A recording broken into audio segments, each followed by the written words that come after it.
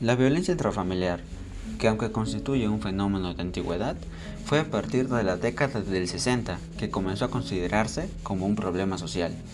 Antes de esta fecha, algunos temas relacionados con el maltrato infantil y el golpear a las mujeres se reconocían, pero no se les asignaba tal connotación. Durante décadas, la violencia intrafamiliar se mantuvo oculta y fue abordada como un fenómeno íntimo. La familia, como eje central de la sociedad, donde se realiza la primera socialización, es una de las instituciones sociales cuya función principal se basa en la creación de un ambiente armónico, que además de brindar apoyo y seguridad a sus integrantes, permita que estos se desarrollen e inserten en su medio social. Que la mayoría de las familias en una sociedad sufran de violencia intrafamiliar implicaría que la mayoría de los miembros de esta sociedad no estén listos para afrontar la vida.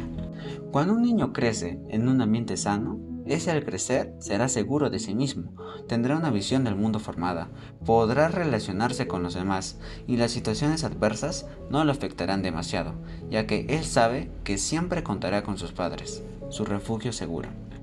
Mientras que un niño que crece en un ambiente tóxico, con violencia, al crecer, tendrá muchas inseguridades, tendrá dificultad para relacionarse con los demás, ya que aprenderá que para evitar el miedo tendrá que ocultar sus emociones, y a la mínima adversidad sentirá demasiada ansiedad, ya que duda si sus padres lo apoyarán.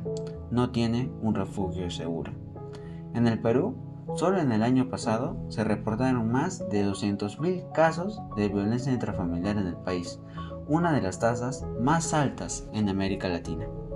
Conozcamos algunos de estos casos. Hola, mi nombre es Jorge. El estrés, consecuencia del trabajo explotador, y cometí el grave error de depender del alcohol para aliviarlo. Al principio me sentía bien, llegaba a mi casa y mi esposa me veía con una cara de resentimiento. Al comienzo lo dejé pasar, no me importaba. Al día siguiente volví al alcohol, terminaba mis botellas y regresaba a mi casa. Una vez más mi esposa me miró con desprecio, pero en esta ocasión le reclamé. Muy enojada me reprochó: ¿No tienes nada mejor que hacer que ir a tomar? Una ira emergió dentro de mí y levanté la voz: No tienes derecho a reclamarme nada.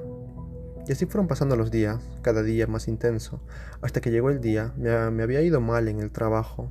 Como siempre fui a tomar, sentía mucha rabia y quería desquitarme. Llegué a mi casa y mi esposa me abofeteó. La tomé de los hombros y como un salvaje le grité: ¿Quién te has creído? La tiré contra la pared y saqué mi cinturón y le comencé a pegar. Tuvieron que salir mis hijos para defender a su madre. Me detuve a observar mis manos y al verlas manchadas de sangre, un miedo aterrador recorrió mi cuerpo. Tiré un grito al cielo y me desmayé. Desperté unas horas después en una clínica. Estaba esposado y podía ver a mi esposa en la otra camilla. Según lo que me explicaron los oficiales, un vecino entró a mi casa y llamó a la policía al ver que todos estaban inconscientes. También me enteré que mi esposa se había recuperado. Algo que me dejó impactado es que no levantó cargos en mi contra. Cuando la pude ver al fin no sabía qué desearle. Inconscientemente le dije: lo siento, pero sabía que no era suficiente. Le di un sinfín de excusas. Ella solo me escuchó y con una ligera sonrisa me dijo: Quiero que sepas que no te odio. En ese momento me quedé petrificado, no sabía cómo responder. Estaba listo para escuchar que me iba a dejar y se iría con mis hijos, pero lo que escuché fue: te perdono, no quiero que nos separemos. Después de todo, eso no le haría bien a mis hijos. Te daré una única oportunidad de demostrar que eres un buen padre y que puedes cambiar, pero vuélveme a fallar y desaparezco de tu vida para siempre y me llevo a mis hijos. Después de eso, llevé terapia para poder dejar el alcohol y controlar mi ira. Cambié de trabajo y di todo de mí para poder recuperar la confianza de mi esposa y mis hijos. Actualmente vivo con ellos y no los quiero volver a lastimar jamás.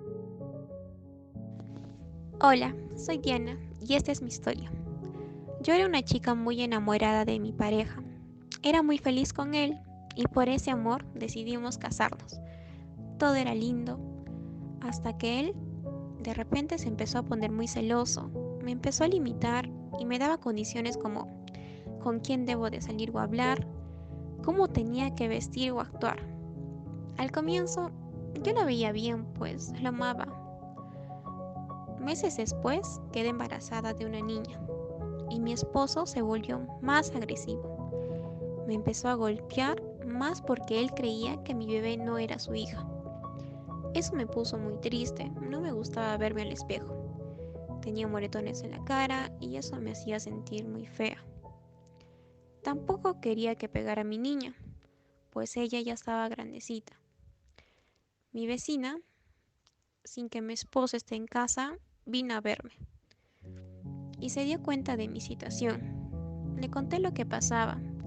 Ella me insistió y me motivó para demandar a mi esposo. Lo hice con mucho miedo, pero sabía que era lo mejor. Y desde ese momento en que lo atraparon, decidí cambiar mi vida, ir al psicólogo, vivir por mi hija y por mí misma. Y ahora sigo luchando y superando lo que viví amándome a mí primero, en una familia feliz donde solo somos mi niña y yo. Yo me llamo Diego. Desde pequeño sufría violencia intrafamiliar.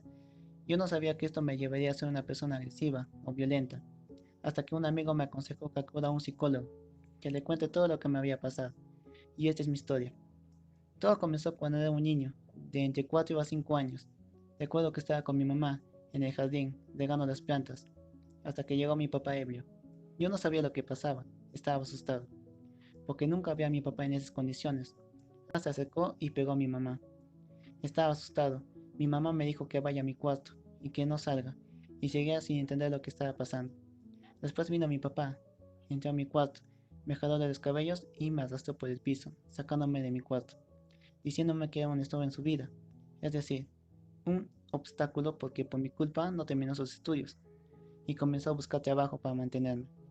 Esto me puso muy triste, hasta que mi mamá lo detuvo a mi papá diciéndole que se tranquilizara y que se vaya a dormir. Mi papá se tranquilizó y se fue a descansar. Mi mamá me dijo que era normal, que mi papá tuvo un mal día, solo era eso, y no sabe lo que dice.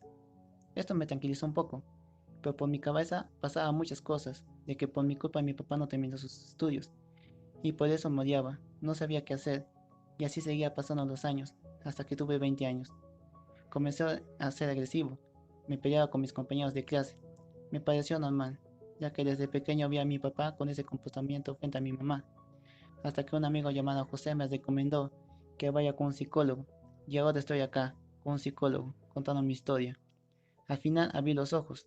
Esto me ayudó a sentirme mejor conmigo mismo, y aprendí que la violencia es mala, y que no tengo que seguir los mismos pasos que mi papá, que como persona puedo cambiar mi futuro y ser diferente a los demás. Les pido a todas las personas, a todas las mujeres u hombres, porque hay hombres que son víctimas de violencia familiar también, que si se ve en una postura como esta, no esperen a ir a algún lugar para solucionar el problema. Llamen a la policía, porque su vida está en juego. Es un acto de violencia. Llamen a la policía, por favor. Su vida depende de ello. En el mundo del silencio, alza tu voz contra la violencia. No te quedes callado, porque esta vida recién comienza.